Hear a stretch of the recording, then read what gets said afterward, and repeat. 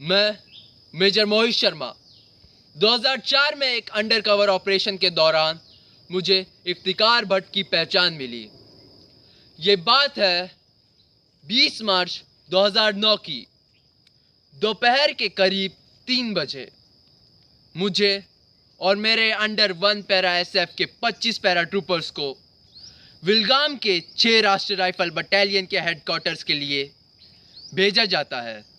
Intelligence से हमें information मिली कि 18 मार्च 2009 की सुबह कुछ आतंकी एलओसी क्रॉस कर अंदर घुसे थे और हफरूदा के घने जंगलों में छुपे हुए थे।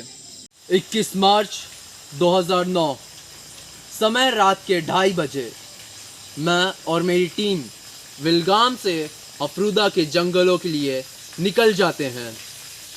करीब 2 घंटे बाद हम 6RR की स्क्वाड से मिले और स्क्वाड के अल्फा कंपनी के कमांडर मुझे सारी सिचुएशन पर ब्रीफ करते हैं।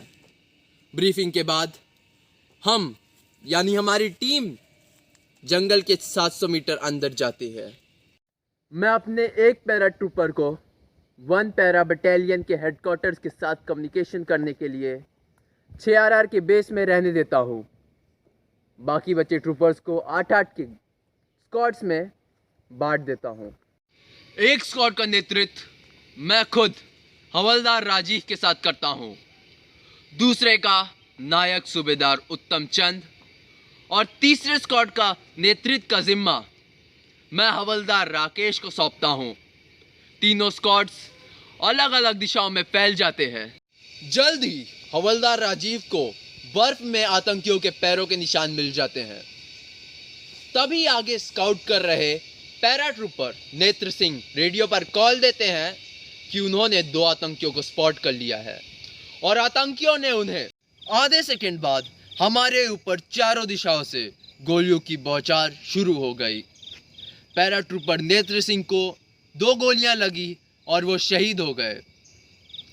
हम अंदाजे से आतंकियों की दिशा में फायरिंग करते हैं।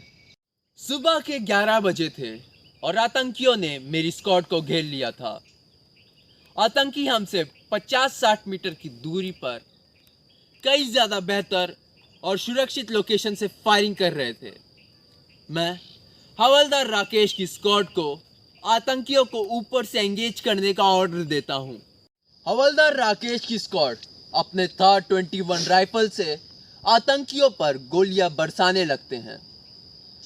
तभी एक गोली राकेश के पैर में लगती है, पर राकेश घायल होकर भी फायरिंग जारी रखते हैं। सिचुएशन को देख मैं अपने पैरा ट्रूपर्स को पीछे जाने का ऑर्डर देता हूँ। ट्रूपर्स को कवर देने के लिए मैं फायरिंग जारी रखता हूँ। तभी एक गोली मेरे बाई बाजू में आके लग जाती है। मैं लेंस नायक सुभाष सिंह को आतंकियों पर MGL फायर करने का ऑर्डर देता हूँ। सुभाष अपनी पोजीशन ले ही रहे होते हैं कि एक गोली उनके कोहनी में आकर लग जाती है। मैं सुभाष को पीछे खींचता हूँ और खुद MGL उठाकर आतंकियों पर एक के बाद एक 6 ग्रेनेड फायर करता हूँ। आतंकियों की ओर से फायरिंग धीमी पड़ जाती है। ग्रेनेड्स का धुआं फैलते ही मैं अपने पैरा ट्रूपर्स के साथ पीछे की ओर दौड़ता हूँ। जब मैं कवर लेने के लिए बहुत ही करीब था, तब एक गोली मेरे छाती के बाईं तरफ आकर लगती है। मैं लड़खड़ा जाता हूँ और हवलदार राजीव मेरी मदद करने के लिए मेरी ओर दौड़ते हैं। मैं ठीक हूँ राजीव, आप उन पर गोलियां चलाते रहो, एक भी आतंकी बचकर जाने ना पाए। ये कहते हुए मेजर मोहित शर्मा हवलदार राजीव को पीछे भेज देते हैं। इस ऑपरेशन के दौरान मेजर मोहित शर्मा ने 4 आतंकियों को मार गिराया और 21 मार्च 2009 की रात आतंकियों का मुकाबला करते हुए अपने जीवन का बलिदान दे दिया। मेजर मोहित शर्मा को आतंकियों के खिलाफ असाधारण वीरता, अदम्य साहस और प्रेरित नेतृत्व के लिए मरणोपरांत अशोक चक्र से सम्मानित किया गया।